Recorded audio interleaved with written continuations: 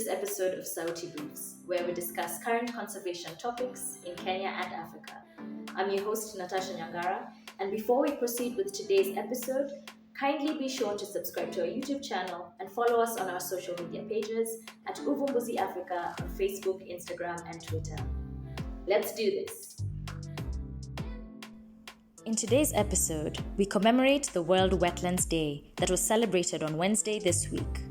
The theme of this year's celebration was Wetlands Action for People and Nature.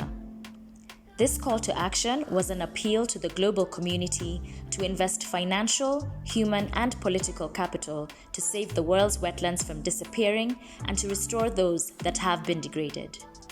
This year was especially significant as the World Wetlands Day 2022 was observed as a United Nations International Day for the very first time.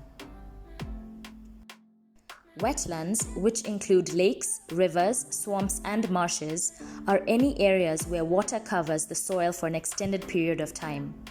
They are essential in supporting a diverse range of biodiversity, purifying and filtering waste from the landscape, and regulating and replenishing water sources.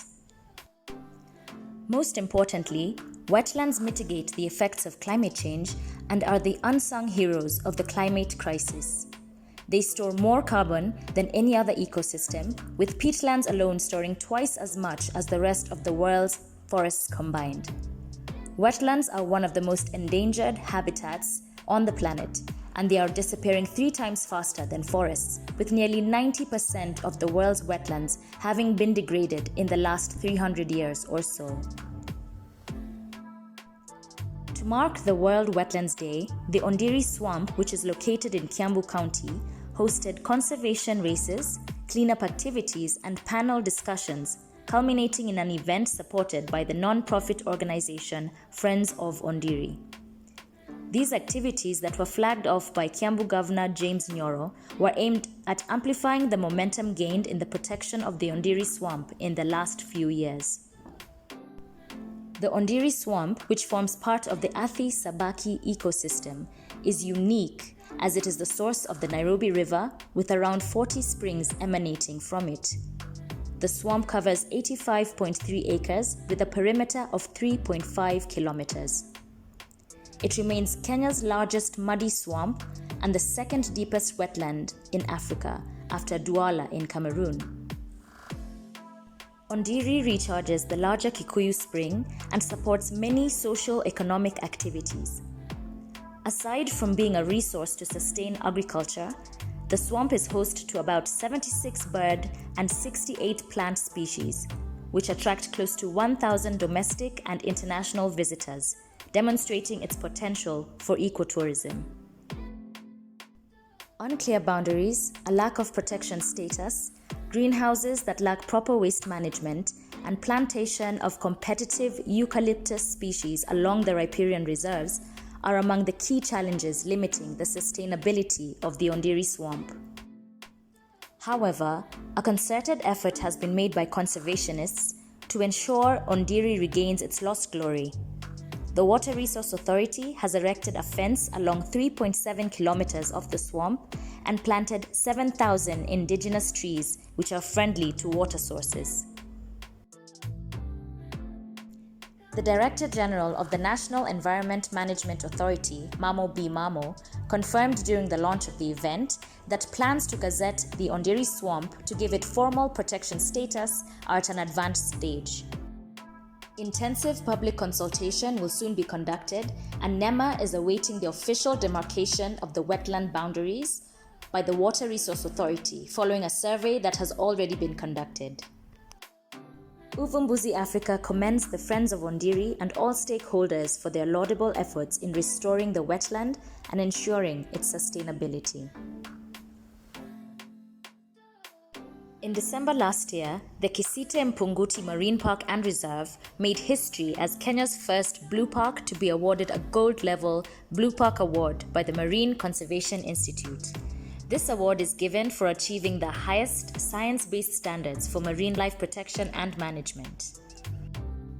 Kisite Mpunguti, managed by the Kenya Wildlife Service, joins a growing network of 21 blue parks around the world designed to protect and regenerate our ocean's biodiversity. The Blue Parks Initiative incentivizes a global refuge system to safeguard biodiversity in at least 30% of the ocean.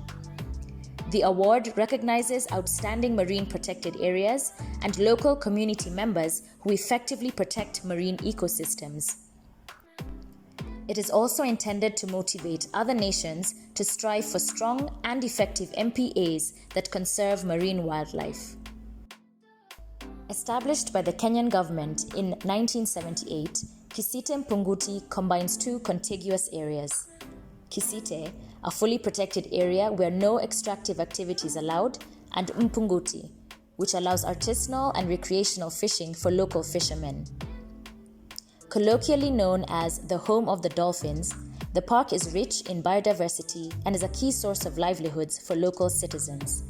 It comprises about 250 recorded fish species, 70 resident dolphins, and numerous other marine flora and fauna. It is also home to some endangered species, such as the whale shark and sperm whale.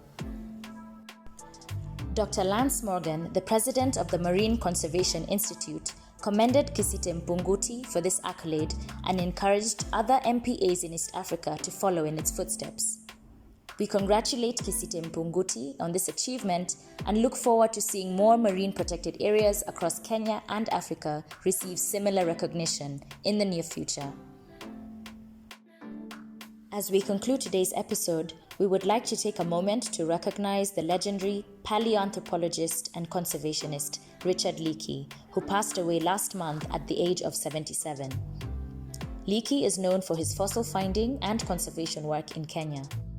His groundbreaking discoveries helped prove that humanity evolved in Africa, and he emerged as one of the world's leading voices against the ivory trade in the 1980s. We celebrate his legacy and send our deepest condolences to his family and friends. Thank you so much for watching this video. And if you'd like to continue the conversation, or if you have any questions about the topics covered in today's episode, feel free to engage with us in the comments section there below. If you liked it, give it a thumbs up and share it to your friends. If you'd like to support our channel, kindly subscribe and turn on the notification bell so that you get notified every time we upload a new episode. For me, it's Asante. Till next time.